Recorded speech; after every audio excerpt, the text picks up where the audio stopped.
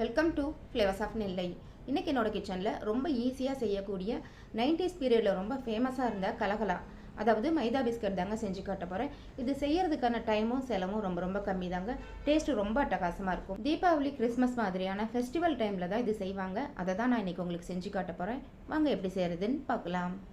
ஒரு மிக்சிங் பவுலில் 1/2 cup sugar, 1 சிட்டிகை ஆப்ப சோடா, 1 சிட்டிகை உப்பு, 1/4 கப் சுடுதண்ணீர், 1/4 கப் நெய் சேர்த்துட்டு இதை நல்லா மிக்ஸ் பண்ணி எடுத்துக்கலாங்க. நார்மல் வாட்டர் சேர்க்கறத விட சுடுதண்ணீர் சேர்த்து இதை மிக்ஸ் பண்ணும்போது அந்த சுகர் சீக்கிரமே நல்லா கரைஞ்சி வந்துடும்.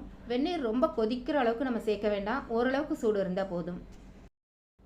அகலமான ஒரு பாத்திரம் எடுத்துக்கோங்க. இதில் 2 கப் மைதா சேர்த்துட்டு இப்போது சுகர் எல்லாம் கரைச்சி வச்சுருக்கிறோம்ல, அந்த மிக்சிங்கை இதில் சேர்த்துட்டு சப்பாத்தி மாவு மாதிரி இதை நல்லா பிசைஞ்சு எடுத்துக்கலாங்க. இதை பிசைகிறதுக்கு நம்ம அடிஷ்னலாக தண்ணி எதுவுமே சேர்க்க தேவையில்லை. நம்ம சேர்த்துருக்கிற அந்த சுடுதண்ணீர், நெய் இதுவே போதுமானது.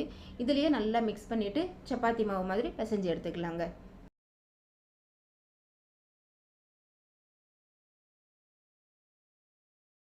மாவு இந்த மாதிரி நல்லா பிசைஞ்சதுக்கு அப்புறமா இது ஒரு 1/2 மணி நேரத்துக்கு அப்படியே மூடி போட்டு வச்சிடலாங்க. மாவு நல்லா ஊறட்டும்.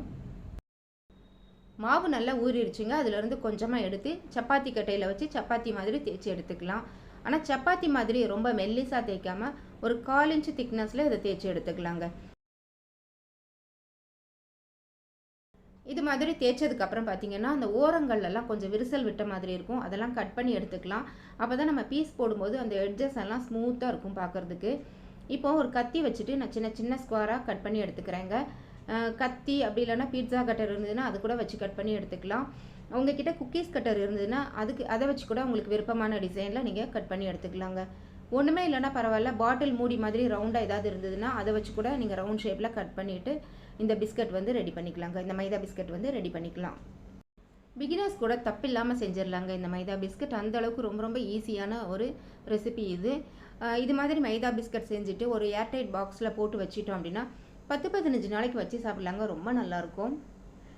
இதில் வாசனைக்காக ஏலக்காய் தூள் மாதிரி எக்ஸ்ட்ரா எதுவுமே நம்ம சேர்க்க தேவையில்லைங்க. இதில் சேர்த்துருக்கிற நெய் இந்த பிஸ்கட்டுக்கு நல்ல ஒரு வாசனையும் ருசியும் கொடுக்கும். எல்லா பிஸ்கட்டும் இது மாதிரி கட் பண்ணி எடுத்துக்கலாங்க. அந்த பிஸ்கட்டோட திக்னஸ் பாருங்கள், இந்த அளவில் தான் இருக்கணும். இது எண்ணெயில் பொரிக்கும் போது இன்னும் கூட பெருசாகும். எண்ணெய் மிதமான சூடில் இருக்கும்போது பிஸ்கட்டெல்லாம் அதில் சேர்த்துடலாங்க. ஸ்டவ் மீடியம் ஃப்ளேமில் தான் இருக்கணும். அதே மாதிரி பிஸ்கட்டை சேர்த்ததும் உடனே கரண்டி போட்டு கிளறக்கூடாது. 1 நிமிஷத்துக்கு அப்படியே விட்டுருங்க. 1 அல்லது 2 நிமிஷம் கழிச்சுட்டு நீங்கள் இதை மெதுவாக கிளறி விடுங்க.